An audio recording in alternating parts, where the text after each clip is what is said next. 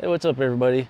This video is going to be for RVers, so if you don't own an RV, you might not be interested in this video, but I've got a question real quick. Have you ever flushed a toilet in your RV and then just got hit in the face with that rank smell from the sewer gases coming up through your toilet? Well, I've got a solution and I'm going to be installing it in this video.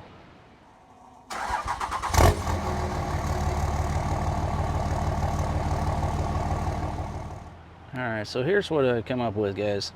Camco makes this Cyclone RV holding tank vent. Yeah, I already took it out of the package. Sitting right here. Obviously not installed yet. I just kind of wanted to show you what you're going to need to install this. It comes with a package of 3 screws. It comes with the vent and a little cover here to go on the bottom. So you're going to need some sort of silicone or die-core, something like that, in order to seal this up. You're going to need a drill with a drill bit. I think they said 3/32 is what you need for these screws. And I'm using my little impact gun with a Phillips bit. You need some sort of Phillips screwdriver will work fine if you don't have an impactor gun like this. So I'm going to get up on the roof and get the old vent off, and then I'll show you what I'm doing to install this one. So I didn't realize that when I come up here, I've actually got 3 vents. I got one right here, which is kind of in the middle of my RV. And I got one here close to the edge, and then the one towards the back. The one at the back, I'm pretty sure, is for the galley tank. This one here, close to the edge, is close to the shower and the sink. So I'm gonna hope that that one's for the gray tank, and I'm gonna install this one here in the middle, which should be for the black tank. Now, this says you're supposed to pull it to remove. I already popped this off, but it was kind of tough. Ended up breaking right here when I pulled that off. I got to get the rest of this base off, get this stuff off the bottom here, and then there should be some screws under here that I got to take off and pull this up. Alright, I got that off. It came off in one piece, which is kind of crazy, but got a bunch of Phillips screws around here. I'm going to take out real quick, get these Phillips screws out, and then I'll show you the rest. So I got the screws out. Now I need to pry this off, and I'll get this pulled off. And then I'll set the new vent on there, see how it looks. Alright, well this is what it looks like with that off. It's kind of a nasty hole in the roof right there, which I don't really like that, so I'm going to put some silicone in there. Try to fill that up.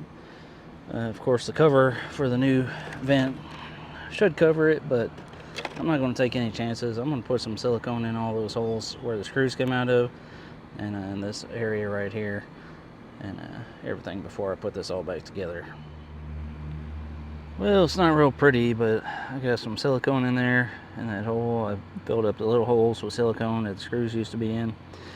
And the next step, you just slide this over the top, and then this should slide down on there.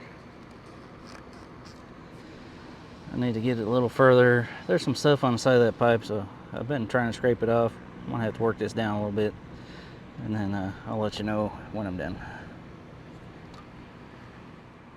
Alright guys, I got the vent cover set down on there. Push it down as far as it'll go. This part on top is free spinning, so that's what you want. You want to make sure it's free spinning. If it's not free spinning when you push it down all the way, then a lot of people recommend pulling it up about a 1/8 of an inch or so. Just make sure that this is free spinning. Alright guys, so I got the screws in around here. There's 3 of them. 1, 2, and the third one around here on the other side. So now that I've got those in, the next thing it says to do is go ahead and set this down and caulk around that with some 100% silicone. A lot of people use die-core, but I'm just using 100% silicone. And that's it guys. It's a pretty simple install. So when the wind blows in different directions, it'll blow this little flap around, and whichever direction the wind's blowing from, it'll move that. The air flowing over this cylinder is supposed to create a negative pressure right here and draw any gases out of your tank. So we'll see how this works, and I'll give you guys a review after using it for a few days, maybe a couple weeks. There's a little bit of a breeze right now, so I just wanted to show you if this moves.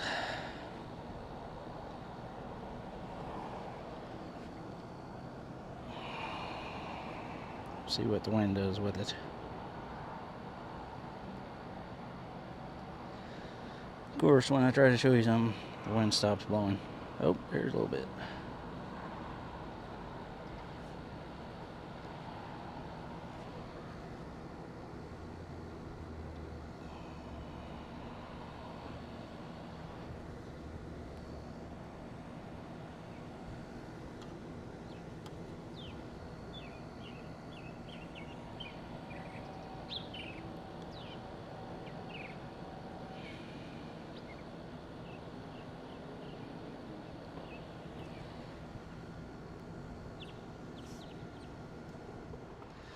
Alright guys, that's going to be it for this video.